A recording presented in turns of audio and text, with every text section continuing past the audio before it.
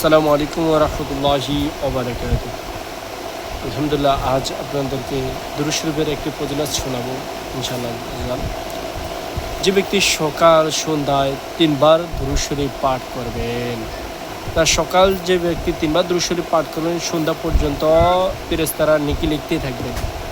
আর যে সন্ধ্যা থেকে 3 বার দুরূদ শরীফ পড়বে ফজর পর্যন্ত, সকাল পর্যন্ত, তার জন্য কি হবে?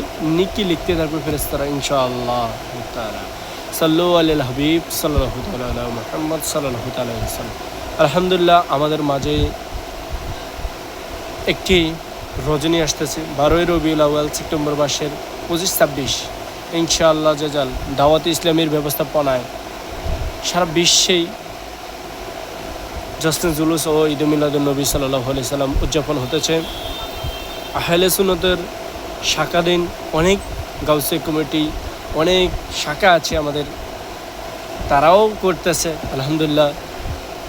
চট্টগ্রাম বিশাল আকারের জামিয়াতুল মদিনা ফয়জানে মদিনায় হইতেছে। হ্যাঁ, আপনি জামিয়া আহমদিয়া সুন্নিয়াতে বিশাল আকৃতিতে কি হইতেছে, জশ্নে জুলুস ঈদে মিলাদুন নবী হইতেছে। আলহামদুলিল্লাহ, এমন সুযোগ পেয়ে গেলাম। আমরা তো বিভিন্ন জায়গায় আর্জেন্টিনার ব্রাজিলের জন্য টাকা খরচ করছি, বিরিয়ানিতে হেরি পতাকা টাঙিয়ে। হ্যাঁ, আমরা টাঙিয়েছি, কোনো আমাদের লাভ হয় না, আর গুণাগার হয়ে গেছে।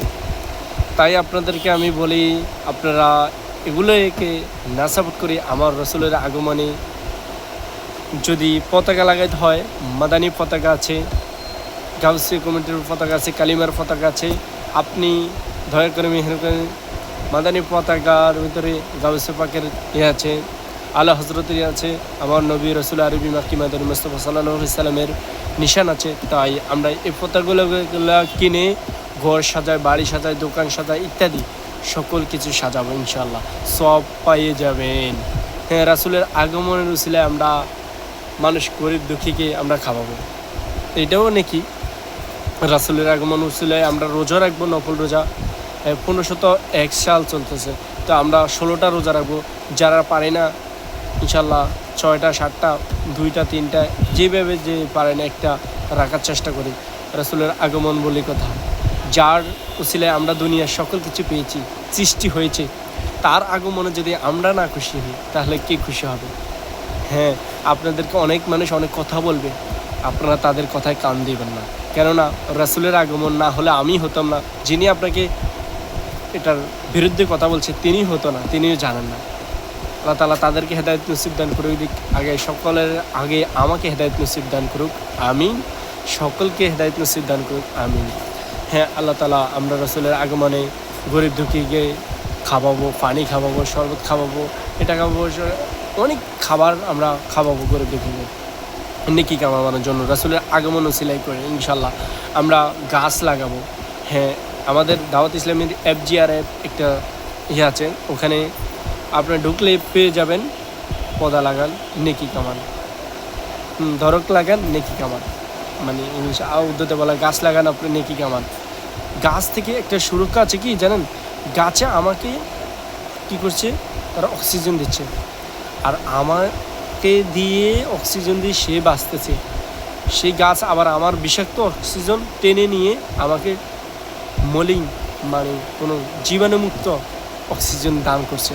তাই আমরা সকলে গাছ লাগাই রাসূলের আগমন উসিলায়।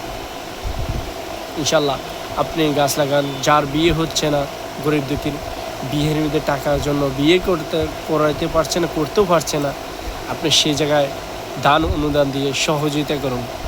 রাসূলের আগমনের উসিলায় আপনি বেশি বেশি দান করুন, সদকা করুন, বেশি বেশি গাছ লাগান, বেশি বেশি আমল করুন, দুরূদ শরীফ অধিক হারে পড়ার চেষ্টা করুন। রাসূলের উপর দুরূদ শরীফ পাঠ না করলে আপনার কিছুই কি হবে?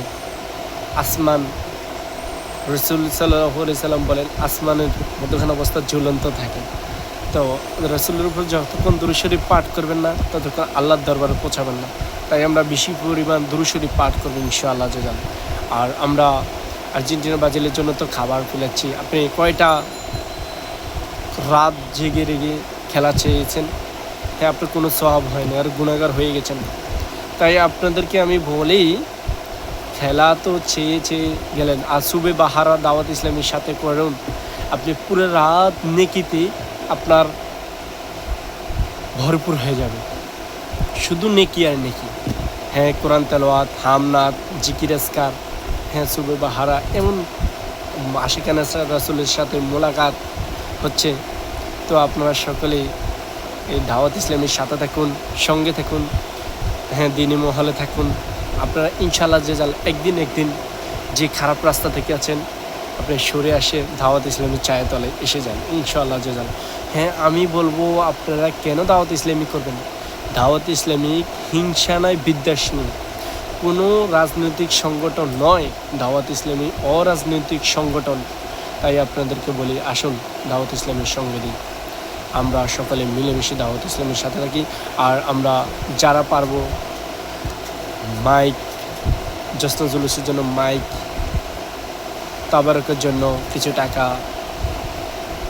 খরচ করব, যে যেখানে আছি তার সেখান থেকে খরচ করি।